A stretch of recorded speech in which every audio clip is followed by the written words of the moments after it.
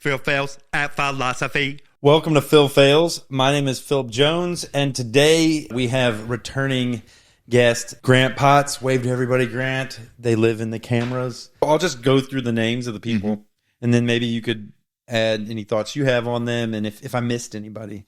So we got Bertrand Russell, which is Western. Right. That's a Western name. Yeah. I could pronounce it easily. Yeah, he's not Tibetan. No, he's... And what I found of him was he was kind of a rich British guy. Yeah. A really affluent, like he was tied to the monarchy in some way, or at least to the upper class of Britain. Yeah, that's right. I forgot that Russell has those kind of aristocratic connections. It was, yeah. And I think as I read these, I think these are rich white people on the Western side. Yeah, often. I mean, I think we also often fail to realize that, you know, when we're looking at these Buddhist philosophers, they're also people coming out of privileged classes. Really? We just don't understand the Buddha as Westerners as these, you know, the social class system as well. So it's not as highlighted for us. Right. But Siddhartha, the Buddha, he was royalty, right? Right. And he stepped away from that. Yeah. Yeah, I mean, you know, last time I taught intro to philosophy, I had a student who was very just like, you know, dude, this looks like it's all just for like rich people. Yeah. Right. And there's a reality to that, right? The kind of time and life support you need to engage in this kind of intellectual work requires resources, right? And that means that historically it is the province of wealthy classes, right? That is who gets to do philosophy. And that's true. I mean, you find exceptions, right? You find exceptions when you search through history of philosophers who came out of more modest backgrounds or even backgrounds of slavery. But they're often moving into privileged classes as they become philosophers. And they brought, you know, and that's true in ancient China, medieval China. That's true in South Asia. That's true in the Western context.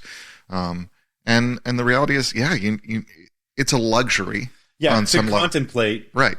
is time that you're not working the soil or cleaning someone's house or working in the industry or in a factory or whatever, or even selling insurance. Right. To contemplate is essentially to sit somewhere and think. Right. Yeah, exactly. And I guess people can do that. You probably have philosophers that are in a more capitalistic endeavor that are sitting down and contemplating. It's kind of like the difference of artistic work for artistic sake or artistic work for capitalist sake. You know what I mean? Like I'm gonna make a video. Is it for a commercial or is it for an art house piece? Right. Yeah. Contemplation's required either way, right? Right. And people contemplate. People contemplate. They have to have the time, and I mean, you need to have the time to do the labor of the contemplation. But you also have to have, in terms of who we study and we remember. Like there might be great philosophers just in terms of the thoughts they've had that we don't know about because they didn't write anything down, right? So to be a writer, right, and so to be a part of a community, to be a part of a community that has the resources, you know, in an ancient context, to get you access to paper. Paper. Well, I need paper. Yeah. I'm taken back to our original interview where we discussed, you know, philosophy to know that you're doing it well. A part of that is getting consensus, checking the community of people that are also in that area. And that requires some level of marketing, however we want to look at it, getting your name out there, getting your ideas out there. Right. And that takes time and energy. Yeah. Yeah, absolutely. So Bertrand Russell, British guy. What I got from him is he was in maths a bunch. Yeah. And it was analytical philosophy or logical philosophy, that sort of thing. He's often seen as one of the real, for lack of a better word, founder of what we often talk about as the analytic tradition of philosophy, which dominates Anglo-American philosophy in the 20th century. Yeah. And he's kind of a cool guy. Like he was divorced a couple times. He seemed like more of a radical. He wasn't your. I mean, he is. I mean, part of what's interesting when you read Russell is that he sounds very like staid and British and proper, and yet what he's getting at is often very radical. And then, when you start exploring his life and his ideas, he's an outspoken atheist at a time when it's not popular to be so. Didn't he go to the East for a while too? I don't know about that. Okay. Yeah, I mean, maybe. So I'll start, just as we explore Bertrand Russell, we start out this chapter, What is Knowledge, with a quote from Bertrand Russell, and I wrote it down here. I'll share it. Yeah, go for it. He said, "No definition can be satisfactory which introduces the word knowledge, both because this word is highly ambiguous and because every one of its possible meanings can only be made clear after much epistemological discussion." Right. And epistemological, I think we said that word a couple times last time, is the study of knowledge, right? Yeah. So he's actually, you got to do the study of knowledge in order to figure out what knowledge means. I mean, there's already a kind of recursive fold that's happening when you ask what is knowledge, because we're engaging in a conversation about like, well, how do we know what knowing is? Yeah, right. And that's it's great that we begin this chapter with that, because I think we're going to see that over and over again. Right. As we discuss, as we go through the main concepts of conceptual versus perceptual knowledge, knowledge of things versus self-knowledge, propositional knowledge versus knowledge of a skill, self-awareness. But so that's Bertrand Russell, cool guy. Nagarjuna. Nagarjuna is usually how I pronounce it. Yeah. Yeah, I like that. Do we know how to? I think. Yeah, it sounds good to me. Nagarjuna. It seemed like, if I understood correctly, they might not even know if this guy actually lived.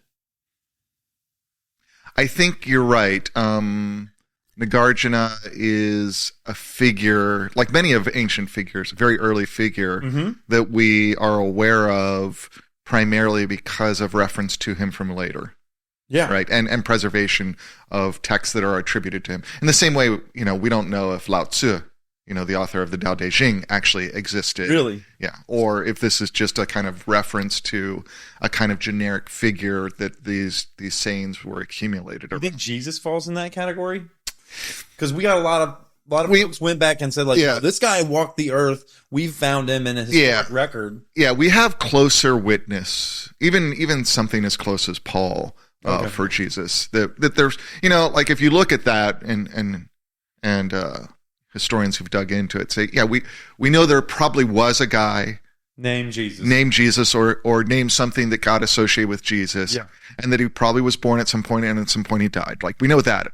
Like all the rest is not anything we know with certainty, but certainty is its own problem, which is I think part of what we might talk about today. We are going to talk about. So Nagarjuna, he did that dispelling of disputes, was a big part of his thing.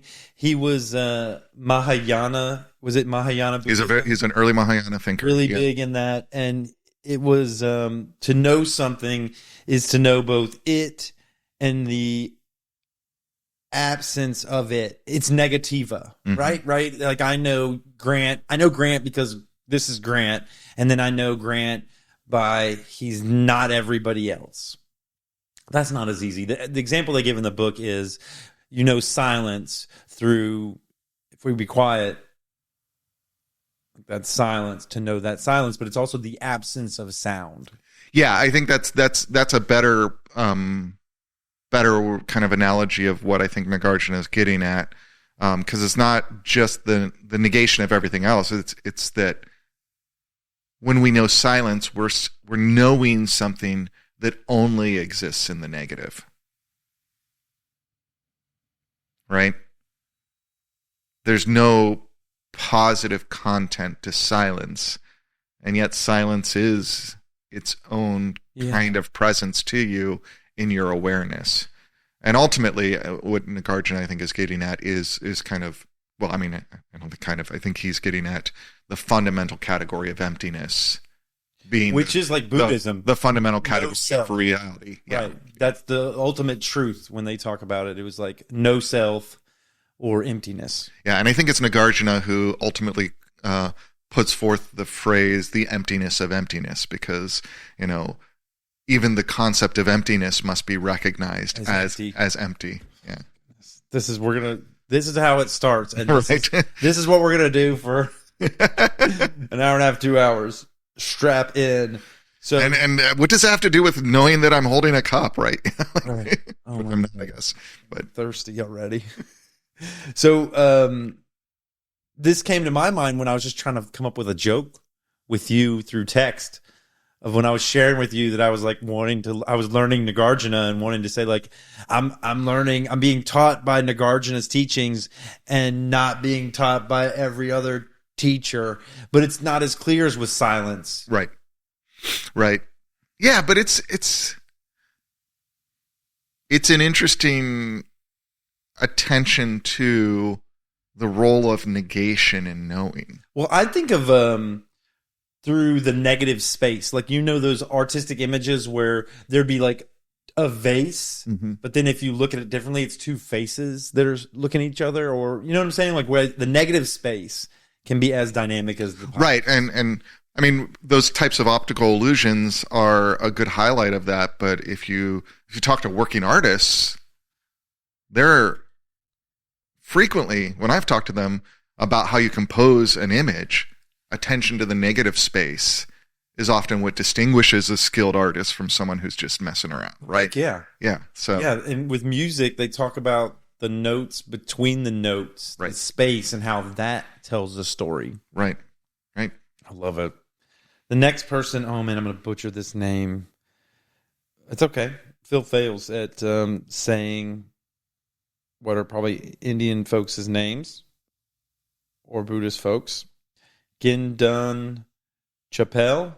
There's two little dots over the O.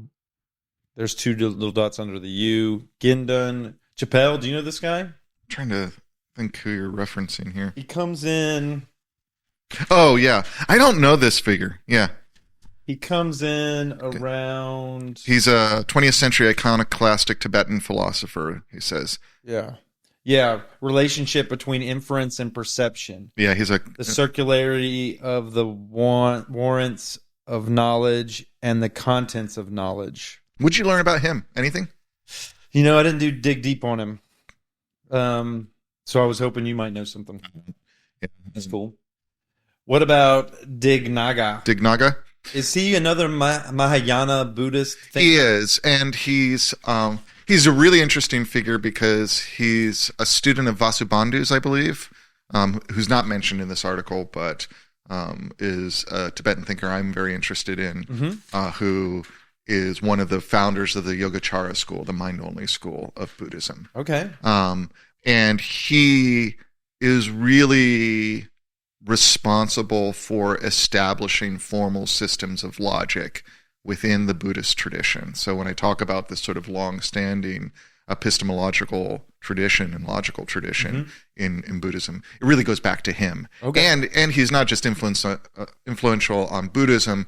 There's also a good sense that he's influential on Nyaya, which is basically a tradition of knowledge, of an epistemological tradition within Vedic thought, within Hindu thought. Okay. So, yeah. Right on. The rest of these guys, I didn't do any real deep dives on them. You just got so excited by Nagarjuna. I really did. Yeah.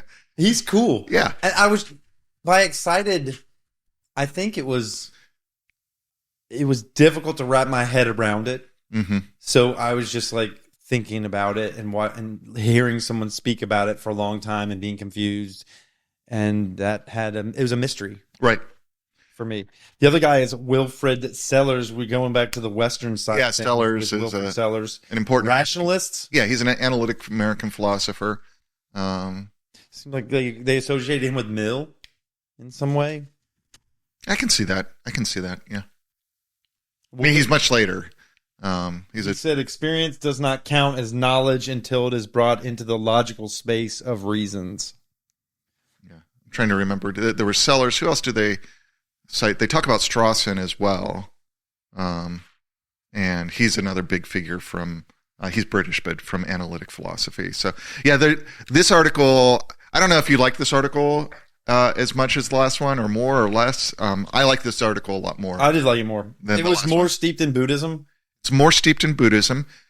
It's more speaking about specific philosophers and their contributions instead of trying to paint these wide brushes of this is Theravada Buddhism, this is Mahayana Buddhism. Right. It didn't do that. Right. Take you from nothing to like, this is what philosophy is. And like I said, I mean, I see the value of that if part of what you're doing is introducing people to these traditions, to have that in the first article. Yeah.